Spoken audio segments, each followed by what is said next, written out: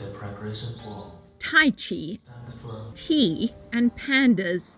It's Chinese soft power on display at a new Confucius Institute in South Africa.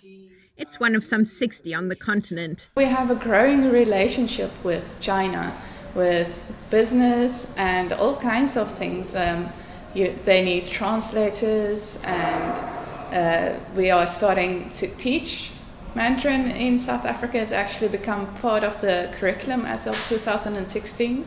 There's so many opportunities when you do Mandarin. In Africa, these institutes are welcome and growing. The first Confucius Institute opened its doors in South Korea in 2004. With the support of China's Ministry of Education, China says the institutes aim to promote Chinese language and culture. But the US and Britain say the centers spread propaganda.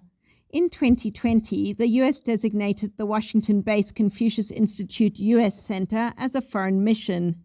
More than 100 of the centers have closed on US campuses. European countries, including Sweden, Finland, Norway, Belgium, and Denmark, have been closing Confucius Institutes at universities in recent years. In the decade leading up to 2022, China says it has built Confucius Institutes in 159 countries and territories, with some 500 Confucius Institutes around the globe.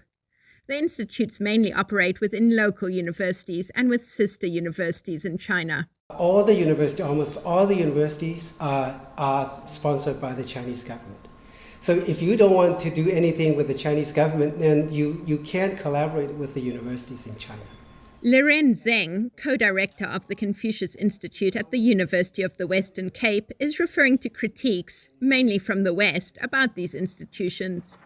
University of the Western Cape's Director of International Relations, Umesh Bawa, says he's been warned. Well, with our Nordic partners in Europe, because we have some of them also who have closed down their Confucius Institute and have cautioned us.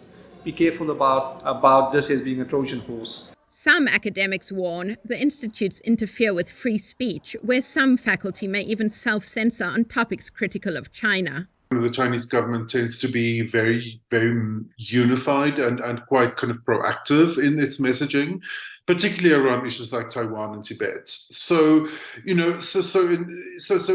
can see how, on the one hand, it kind of amplifies that messaging. So if a university, for example, invites a Tibetan representative, then they might get pushback from the Chinese embassy, and now they might also get pushback from the Confucius Institute.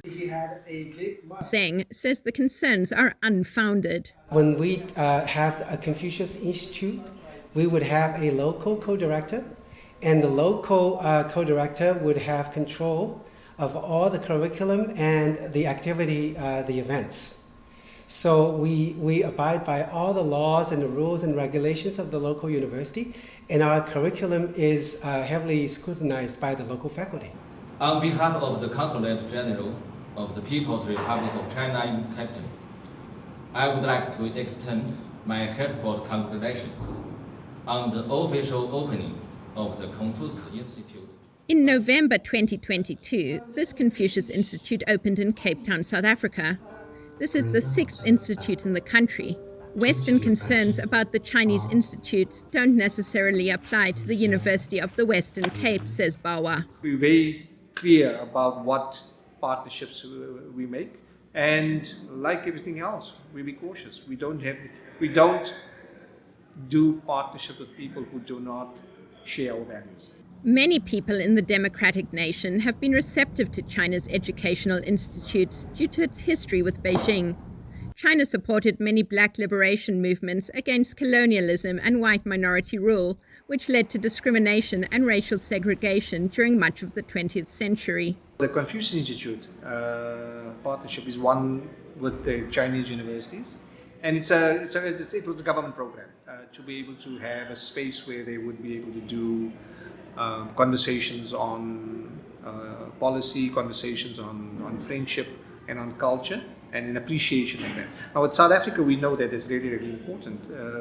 All over the world, the Chinese, in their history, have always been very oppressed. Beijing's educational programs abroad operate in tandem with China's Belt and Road Initiative.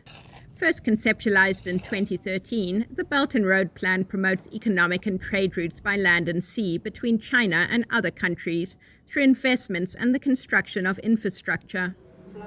China's Ministry of Education describes education as a service for the Belt and Road Initiative.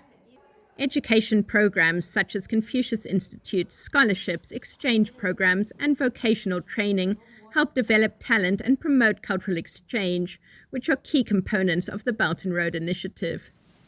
In Africa, educational programs are not only limited to everyday students. Last year, politicians from 6 African countries attended a new $40 million leadership academy in Tanzania opened by Beijing.